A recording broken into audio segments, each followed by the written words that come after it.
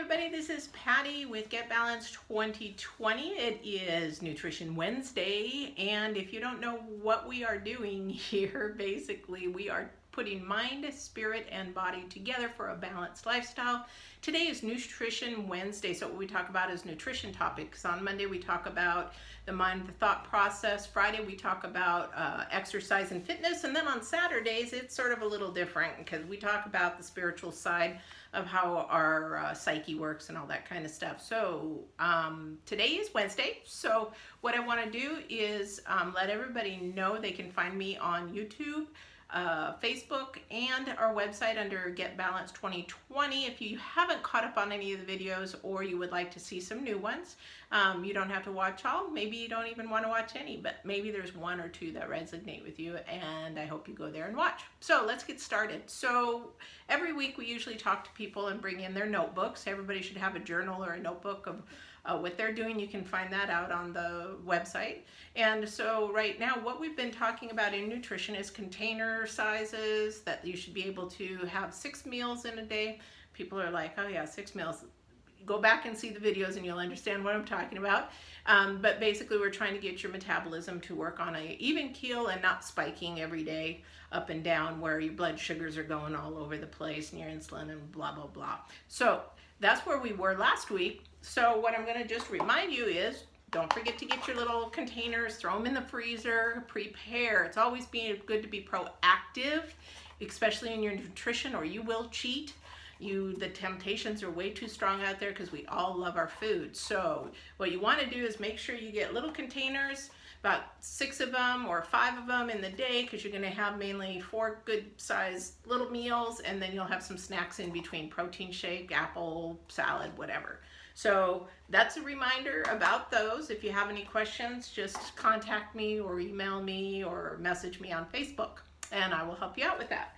So today what we're going to talk about, as we mentioned last week, is we're going to talk about labels and scales and visual aids and that kind of thing. So a lot of the time, a lot of people take the nutrition label for granted, and that is exactly what it really is. I used to do nutrition analysis for restaurants and companies for their product lines. I used to analyze all the product that's in it and then create what these little guys are for restaurants and for actually something like this. So don't believe them 100%. Okay, so this is only a guide to tell you what is possibly in it. And so we're going to talk about the labels. We'll start out with those since I have it in my hand. So this is a label for trail mix. If you've ever been to Costco, Sam's, wherever, they get these big boxes of trail mix and you think, oh, that's going to be a really good snack. Well, depending on what you're wanting to do. So a lot of people that I work with right now, I tell them to keep their complex carbohydrates low.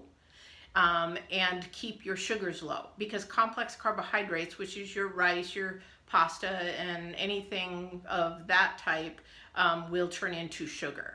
So if you really have questions, well, what diet should I be on, or whatever, I don't like diets, whatever lifestyle you want to be on, the best diet out there for an average person, if they have no clue, is go on and Google a diabetic diet, because those are really good diets to keep their blood sugars and insulin levels at an even keel, but also too, they drop down their carbohydrates. You have to have carbohydrates. These keto and all this kind of stuff that's really popular right now, they do eat carbohydrates, but they eat them in a different manner. So just eat healthy and find a good way to eat. And I just tell people, if you're not sure, go to a diabetic diet, because they're really a good balanced diet. They're a little bit more higher protein, but they're also still have carbohydrates in them. So for example, like this one here, I'm going to show that really close up.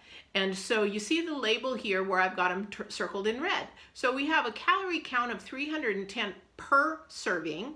Okay, and the ones that I have circled, if I can get in a little bit closer, is your carbohydrates and your salts. So basically your carbohydrates are broke down into sugars. You'll see that in your total carbohydrates. Everything's about sugar when it comes to a carbohydrate. So you want to stay away from those. You want to stay away from sugars as much as you can. Some diseases love sugar, and that's what they eat off, and that's what they feed on, and that's what keeps them in that disease. So on this one here, we're looking at a serving size of calories 310, one pouch, just one little, I didn't bring one out. One little pouch is actually 310 calories, but look at how much carbohydrates, 23. So what you want to try to stay in, get this, if you stay around 65 in a day, that's a third of your carbohydrates. Now, some of that's natural carbohydrates, and then some of it's sugars. So that's what you want to sort of stay away from. So you want to keep it minimal. So if you go and eat a candy bar, that's 35, 36 grams of sugar. Try your Coca-Colas. I don't care. I don't like the diet stuff. That's all nasty. It's not good for your body. Don't tell me, well, I'll have a Diet Coke instead of regular Coke. No, that stuff is bad for your body. Bad, bad, bad, bad. But if you look at the sugar content, 7 teaspoons of sugar in a can of Coca-Cola. Oh my gosh. So anyway, so this label here, we're seeing 23 grams of sugar. And that's because the complex carbs turns into sugar, so that's not good. So then now we're going to look at really quick. So we're talking about those. So 65, go to a diabetic, 65 grams a day, go to a diabetic diet. That's a really good diet to work on. Okay. So now we're going to look at this one here. I love curry. I lived in Japan for many years, so I actually do go to the Japanese market and buy a lot from the Japanese market. A lot of salt. Got to be really, really careful. Now, when I was bodybuilding and teaching people about diet, the hardest diet to believe to put anybody on is somebody with high blood pressure with a low salt diet. I'd much rather put somebody on a low fat diet, which we don't really do much anymore because we do need a certain amount of fat. But the salt is so hard. 2,000 milligrams a day, people. 2,000 milligrams a day. So this is where label reading comes really important, because when you look at this label here, how many milligrams of salt is that? It's 870. Now you're not eating all that in one serving, but if you go and you're going to have some soup, this one I buy low salt, but this one here shows 200 grams. Most of them are 700 to 800 grams. So if you have a can of soup, you go and you pop one open, throw it in the microwave, go read the label of how much salt you're eating. That's half your intake for a day. So that you really want to be careful. If I were to say anything to you today, diabetic diet, cut your sugars down and watch your salt intake. Not only is salt for your heart, it dehydrates you. It also plays around with other aspects in your body. And the thing is, when you take salt out of your diet as much, you'll realize just how much salt you were eating before. And when you go have a piece of pizza or something like that, you're gonna like, that's so salty. Piece of cheese. Oh, Lordy Jesus. The piece of cheese in 1 ounce. Now I want you to go ahead and look at what a piece of cheese is. Now, and see what 1 ounce is. Now when you go to the store and you see those little individually wrapped ones you give your kids for lunch, that's 1 ounce. That's one serving. But the salt in them is immense. The other thing too we want to talk about is the scale. Now this is an old scale, picked it up at Goodwill, but I use it because here's the thing. I weigh my food in the very beginning. If I'm not sure, I weigh. If I get bulk food and I like nuts or whatever, literally I don't laugh. But if it says 18 almonds is 300 calories, I count out 18 almonds. The reason why is I need the visual.